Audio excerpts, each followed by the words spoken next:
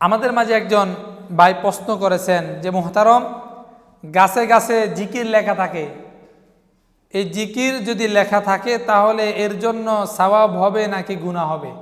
অত্যন্ত গুরুত্বপূর্ণ একটি প্রশ্ন। যে আমরা যখন রাস্তা দিয়ে চলাফেরা করি তখন দেখা যায় গাছের মধ্যে জলি দিয়ে লেখা আছে লা ইলাহা ইল্লাল্লাহ, আল্লাহু আকবার, সুবহানাল্লাহ, আলহামদুলিল্লাহ। এটা অনেকে লিখে থাকে, অনেক ফাউন্ডেশন, অনেক সংস্থা এটা গাছের মধ্যে লিখে রাখে।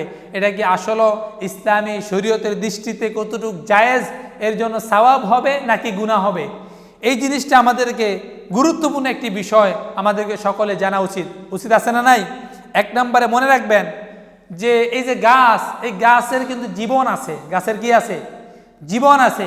এই গাছের জীবন যেহেতু আছে, এই জন্য এই গাছের সাথে এমন দুর্ব্যবহার করা যাবে না যেই কারণে গাছটা কষ্ট হয়, যে কারণে গাছের থেকে কষ বের হয় এবং রক্ত বের হয়। আমাদের শরীর কাটলে রক্ত বের হয়, আর গাছ কাটলে এর থেকে কষ বের হয়। এই জন্য জলি দিয়ে বা তার কাটা দিয়ে আপনারা লা ইলাহা ইল্লাল্লাহ, সুবহানাল্লাহ, আলহামদুলিল্লাহ এগুলোকে যে পেরাক দিয়ে মারেন, এর দ্বারা গাছের কষ্ট হয়। কিসের কষ্ট হয়?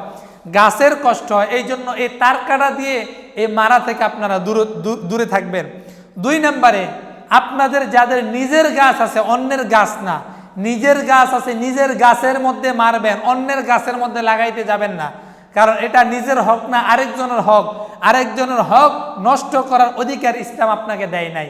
এই জন্য জলি দিয়ে মারবেন না, এটাকে তার দিয়ে ফেসানোর ব্যবস্থা করবেন, যেহেতু গাছটার কষ্ট না হয়। 2 নম্বরে নিজের গাছে মারবেন, অন্যের গাছে মারবেন না। 3 নম্বরে সুতা দিয়ে বাঁধবেন, মোটা তার দিয়ে বাঁধবেন না। তাহলে আপনার এই গাছটা যদি মোটা হয় তাহলে এই গাছটা অপুষ্টিহীনতায় ভুগবে।